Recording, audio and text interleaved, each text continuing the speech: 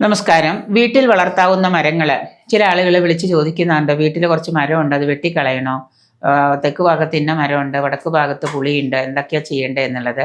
പൊതുവെ പറഞ്ഞാൽ വീട്ടിൽ ധാരാളം സ്ഥലമൊക്കെ ഉണ്ടെന്നുണ്ടെങ്കിൽ നമുക്ക് ഐശ്വര്യപ്രദമായിട്ടുള്ള കുറേ വൃക്ഷങ്ങളൊക്കെ വളർത്താൻ പറ്റും. നമ്മുടെ വീടിൻ്റെ മുൻവശ സ്ഥലം ഉണ്ടെങ്കിൽ നമുക്ക് മല്ലി നട്ടുപിടിപ്പിക്കാം, പാരിജാതം വളർത്താം, വശങ്ങളിലായിട്ട് നമുക്ക് ചെമ്പകം നട്ടു വളർത്താം. ഏതെങ്കിലും ഇടതുവശത്തോ വലതുവശത്തോ.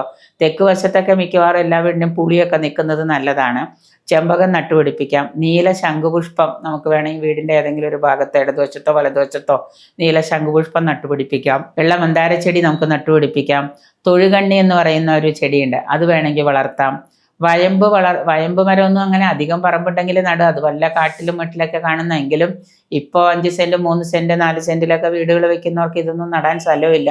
ഇനി അഥവാ ഫ്രണ്ടിൽ നമ്മൾ ഭംഗിക്ക് വേണ്ടി വൃക്ഷങ്ങൾ നട്ടുപിടിപ്പിക്കുന്നുണ്ടെങ്കിൽ വയമ്പ് വളർത്തുന്നതിൽ തെറ്റില്ല. ആ വൃക്ഷം നമ്മുടെ വീട്ടിൽ വളർത്തുന്നത് നമുക്ക് നല്ലതാണ്. വയമ്പ്, അത്തി, അരയാല്, അതുപോലെ തന്നെ പന, കടച്ചക്ക, ഇങ്ങനെയുള്ള മരങ്ങളൊന്നും നട്ട് വളർത്താതിരിക്കുന്നത് നല്ലതാണ്. കാരണം ഇപ്പം നമ്മുടെ വീട്ടിൽ കടച്ചക്ക എല്ലാവരും വീട്ടിലുണ്ട്. കടച്ചക്ക അധികം വളർത്താതിരിക്കുന്നതല്ല. തനിയെ വളരുകയാണെങ്കിൽ പോലും ചിലവർ അത് പറിച്ച് വിറ്റ് കാശുണ്ടാക്കുക, എന്നിട്ട് പറയും ആരാ പറഞ്ഞ് വളയ്ക്കണ്ടെന്ന് പറഞ്ഞെന്ന് പറയും. അപ്പം അതുപോലെ അത്തിച്ചെടി നടത്താം. അരയാൽ നമുക്ക് പാടില്ല. അതുപോലെ പന നടുന്നത് നല്ലതല്ല. പന അങ്ങനെ ആരും നടാറില്ല. ചിലപ്പോൾ നമ്മുടെ പറമ്പിൽ, പഴയ പറമ്പിലൊക്കെ അത് തനിയെ മുളച്ചു വരികയൊക്കെ ചെയ്യും.